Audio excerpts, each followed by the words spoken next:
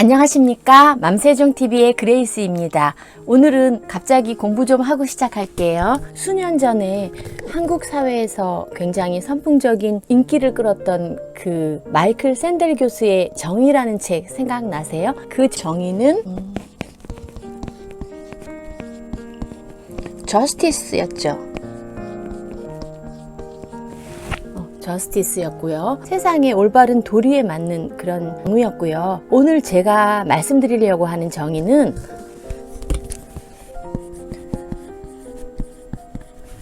데피니션이에요.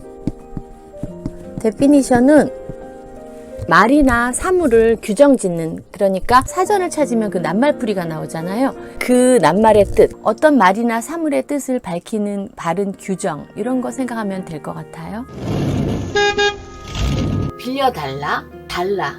이 두 낱말의 정의를 구분하지 못하는 사람들은 정말 시베리안 허스키가 수박씨 발라먹는 소리하는 사람들 아닐까요?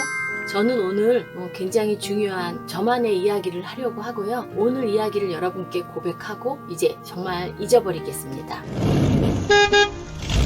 수년 전에 제가 남편 지인하고 여행을 갔다 왔는데 남편이 돌아오는 길에 저한테 물어보는 거예요. 여행 재미없었어? 왜 별로 기분이 안 좋아 보이는데? 그래서 제가 대답했죠. 여보, 사실 나는 먼저 어떻게 해달라는 말을 잘 안 하는 사람이잖아. 여보가 다 알아서 해주니까 우리가 잘 살고 있는 것처럼, 그치? 그런데 달라는 말도 잘 못하고 상대방이 좀 알아서 해줬으면 좋겠다 이렇게 생각하는 사람인데, 지난번에 휴게소 잠깐 들렀을 때 있잖아.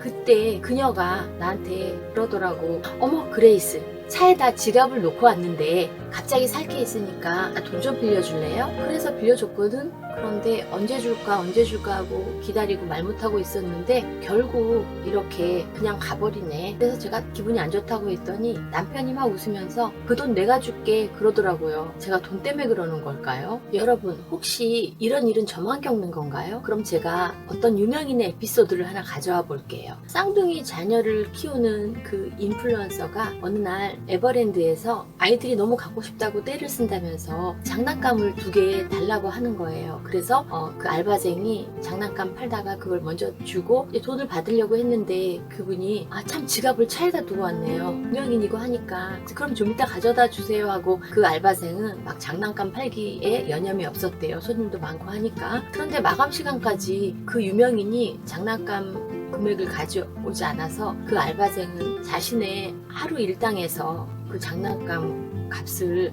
물어줬다고 해요. 그분은 모든 게 밝혀졌을 때 깜빡했다, 기억하지 못하겠다, 잊어버렸다 이러는데 아이들이 장난감을 가지고 한참 놀았을 거 아니에요. 집에 와서도. 그러면 분명히 기억이 났겠죠. 그런데 그거 기억 안 난다고 하는 것도 사실 믿을 수가 없고요. 워낙 말이 안 되는 말이 정말 많은 세상이긴 하지만 말이죠. 저도 저의 그 지인분 한번 생각을 해봤어요. 정말 잊어버린 걸까? 아니면 줬다고 착각하는 걸까? 돈이 문제가 아니라 정의에 맞지 않는 행동이나 이런 걸 보거나 그럼 제가 좀 억울한 감정이 들고 이걸 좀 빨리 바로잡고 싶다는 생각이 들거든요. 그때 당시에 그녀는 참 생활이 어려운 건 사실이었고 그렇게 생각했을 수도 있어요.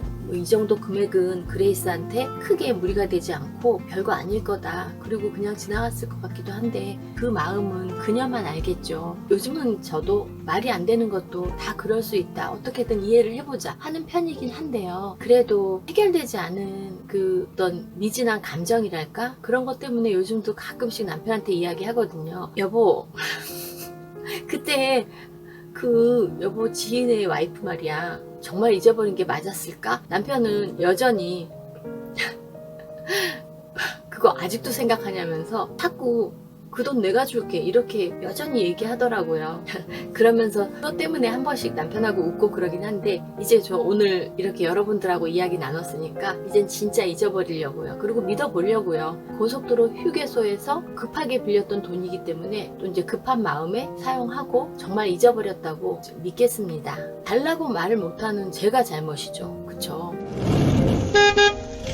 저는 오늘 여러분과 이야기 나누고 정의와 다른 언행에 대한 그런 넓은 마음, 정의와 다른 언행도 모두 다 덮어보겠습니다. 하지만 사랑하는 저의 자주님들은 한 번쯤 생각해 보았으면 좋겠어요. 나의 언행이 2가지의 정의에 크게 벗어나지 않는 것일까? 이렇게 한 번쯤은 생각해보는 여러분이 되셨으면 좋겠습니다. 저는 말 못하는 우리 여름이한테 출연료 지급하러 갔다 왔습니다. 그래도 우리 여름이가 나오면 조회수가 꽤 올라가기 때문에 준비했습니다. 마음을 담아서.